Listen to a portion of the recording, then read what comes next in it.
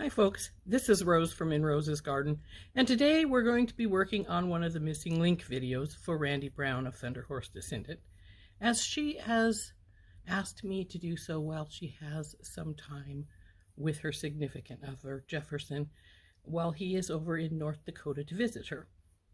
So today we're working on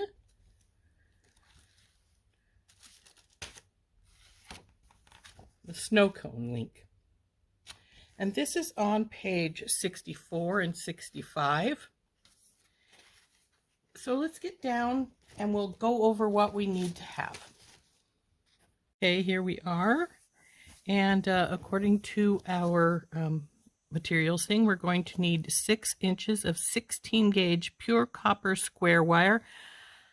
I do not have 16 gauge copper wire. I don't even have copper wire in anything above 21. However, I have some gold 18, so this is what we're going to use, the gold 18 square. And then we need 3 inches of 14 gauge sterling silver dead soft wire. Well, I don't have sterling silver, but I do have 14 gauge in German style wire, so that's what we're going to use. We also need some chain nose pliers, some flat nose pliers, some round nose pliers, some flush cutters, a file. It says a flat hand, but I have a little triangular one. That'll work just fine. Chasing hammer, rawhide mallet. I use a nylon head rather than a rawhide. Steel bench block, a Sharpie, and then it calls for 3 items we're not going to use: liver of sulfur, steel wool, and a rotary tumbler. And lastly, it calls for a ruler. And it says this is a moderate level difficulty.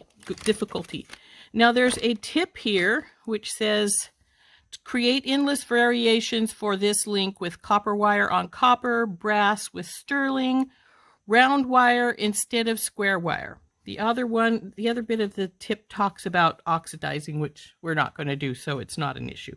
Have that put away. Let's get our wires cut. It says it wants 6 inches of the square wire. So let's get 6 inches of this wire cut. Let's see, here's the end. Straighten it out some so it's easier to measure.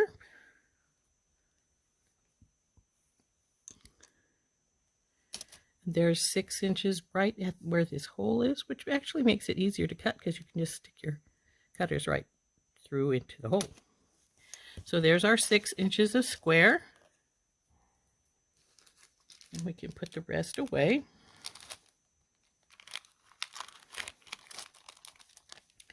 And now we have to cut our 3 inches of 14. Okay, I've got the end started and it's only 3 inches, so we probably don't need very much here. And we will go to 3 inches and cut that. Get your, a 16 is a pretty heavy gauge, I should say 14 is a pretty heavy gauge wire. So you'll probably want some heavier cutters for it rather than your regular ones. If you look, most of them say they only go up, they're only good up to, what does it say on them? If you look at your edge here, it will tell you how high up it will go. You might want some heavier duty cutters to cut your heavier wire. And I see that my end is a little wonky, so I'm going to just cut that off, even though that'll take a little bit of my 3 inches away. But I don't like wonky ends. Oh, it didn't take hardly any away, so that's fine. So let's see what the book says we should do for our first step. So let's bring it over here. And unfortunately, I can't get down to the, so that you can see the typing here, but I will read it to you. Okay, the first thing says, use the file to smooth the ends of the 16 gauge wire. That's the little square one, which was 18 for us because we didn't have any 16. And frankly, I don't even know where you could get 16 gauge flat wire. A little bit more there.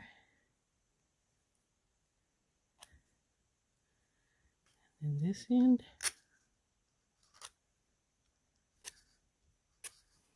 Okay, let's see what we want to do now. At one end, make a small loop with your round nose pliers. Okay.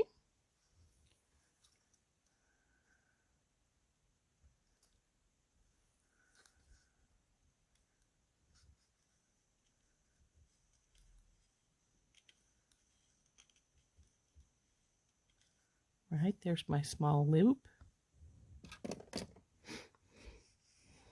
And grasp the loop with the flat nose pliers and make a spiral by hand winding the rest of the wire around the loop. Flush cut the wire end. Okay, so that's figure 1. So we're going to make a spiral here.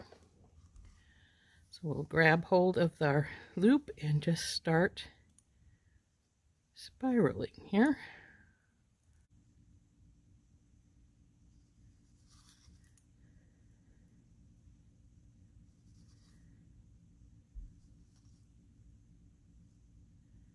And it wants us to spiral the whole piece of wires. So we will get that done.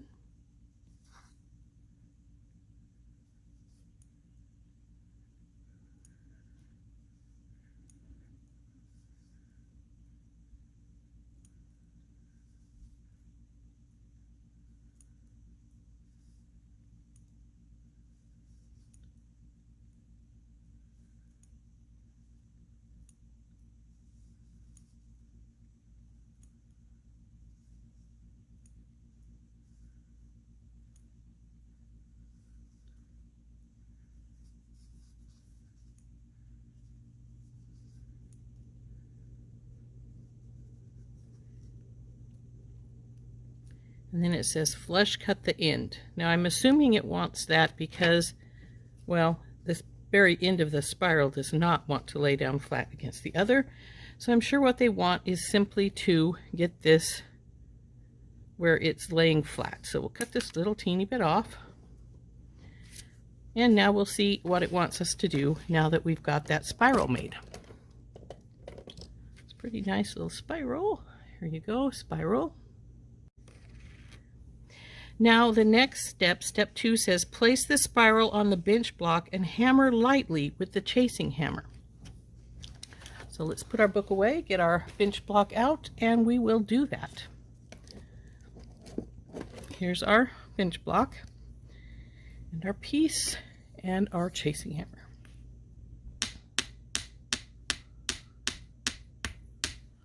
Turn it and do the other side.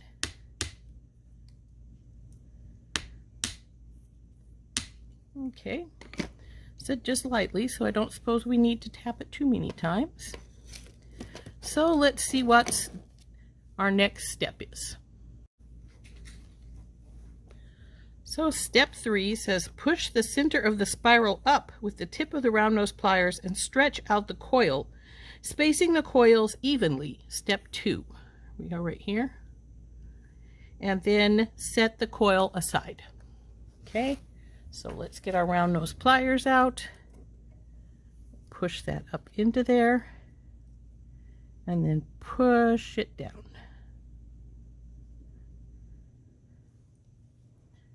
I see why they said to do it evenly, because it doesn't want to go evenly. It keeps going sort of sideways. Okay. So I think I'm going to need to get in with my nails and pull it apart just a little bit. Push this part down to it.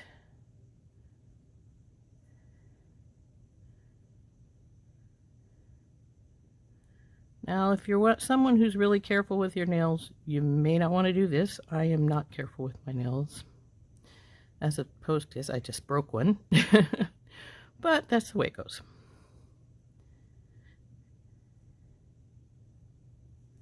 Okay, now we've got our spiral all twisted out, and now it says to sit this aside. So we'll sit it aside here, and go see what our next step is going to be. So step 4 says hold one end of the 14 gauge wire with your thumb against the thickest part of the Sharpie and wrap the wire around 1 1/4 times. Figure 3. Okay, that's this one. Can you see this? Let's pull it over here a little further. This is figure 3. So we want to wrap our heavy duty 14 gauge wire around the fat part of our Sharpie 1 1/4 times. So let's get our Sharpie and our heavy piece of wire, and we'll get doing that.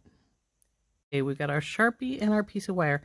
Now I had somebody tell me once that when you're wrapping around a Sharpie, try doing it on this groove because it will hold it in place and make it easier to work with.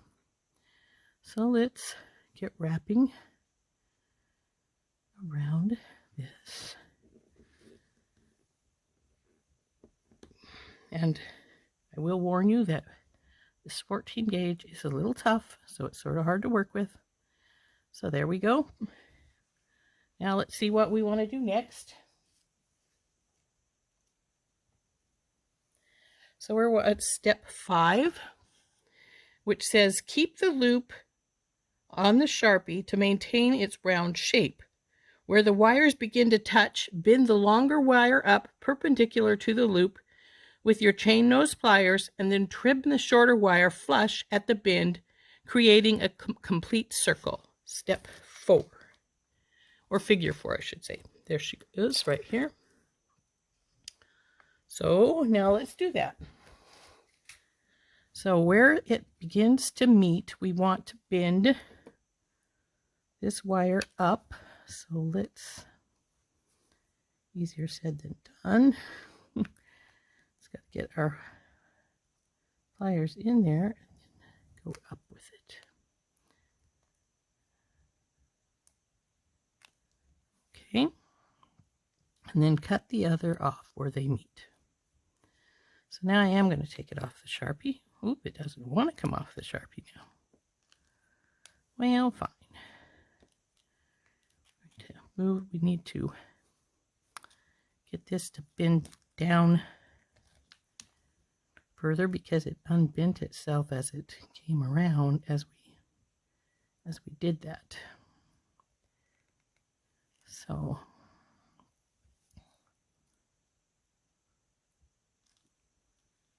okay, that's better. Now we need to get this back in here and get this down. Okay. So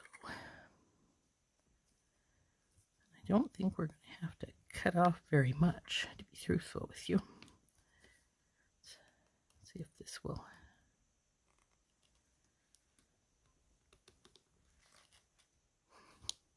There we go. Emergency measures. Use your pliers. Okay. Now the next step it says cut it off so it has a full circle. So we want to cut it about right here.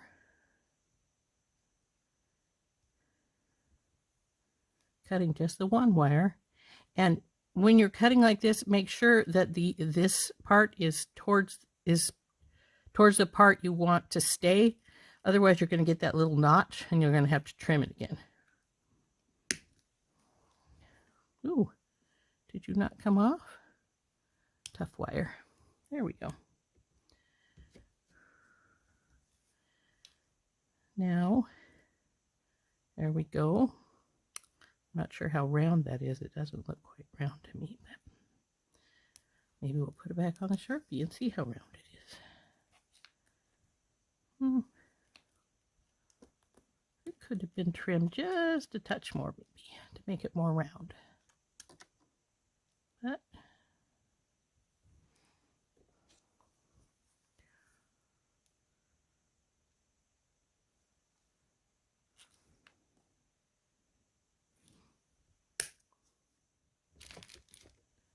there, I think that's better.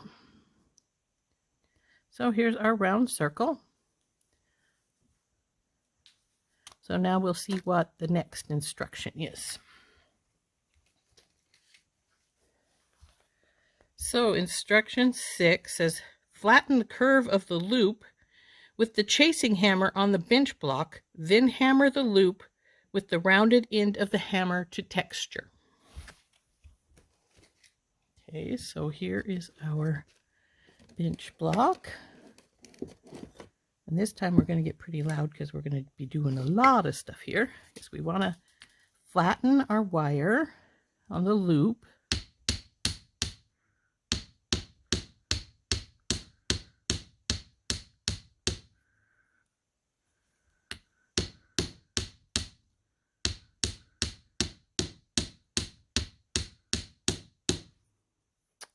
Maybe I should have left that little bit on there. It's spreading. Or we'll just have to put it back in place. Now we want to texture it, it says. Okay, so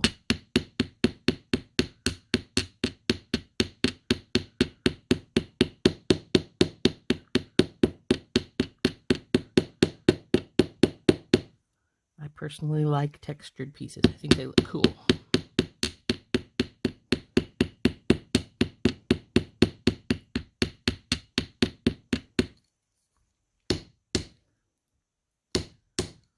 Now let's get our Sharpie back out and see if we can't get that more in back where it belongs. Even though it doesn't call for this, we know that we want it to meet. So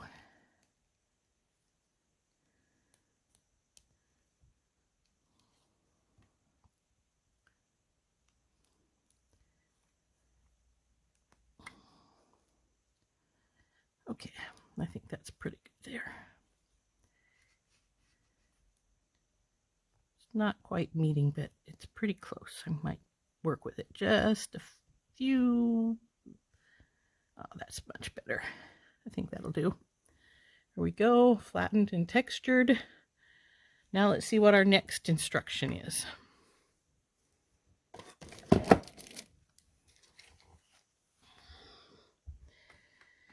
Okay, so instruction 7 says insert the tail of the 14 gauge wire into the center of the domed coil, then trim the tail to 5/8 of an inch and file the end. Bend the wire forward 90 degrees with the chain nose pliers, grasp the end of the wire with the back of the round nose pliers, and roll forward, forming a simple loop. Figure 5. The next step actually is oxidizing, so this will be our last step. So we want to put the coil on here. And actually it doesn't really go down very far. Though actually, if I look at the picture, it doesn't go down very far on the picture either. So I guess that's where it's supposed to be. So then we want to cut this wire 5/8 of an inch. So 5/8 of an inch. So it'd be about right here.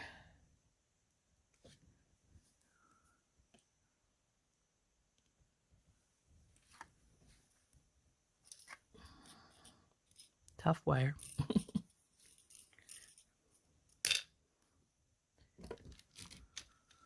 Now we have to put our little coil back on because it fell off. Okay, then bend it forward 90 degrees. Then take our round nose pliers and at the back, wrap it around to make a simple loop.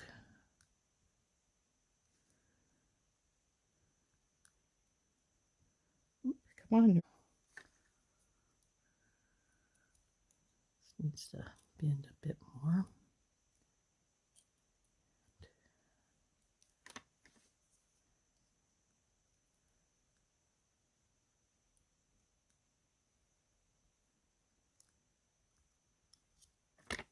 Okay. That looks a little crooked to me, so I'm going to straighten her up. That's better. this little skirt thing flops a little bit, which is sort of irritating. I would have thought it would have, but that's all right. So anyway, tighten this up a little more to make myself happy with it. There we go. So there we go. There's our snow cone loop.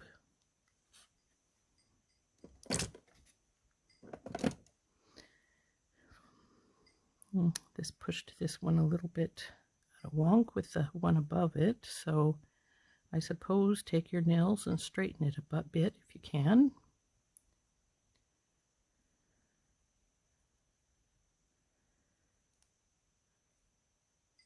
So there we go. And there's our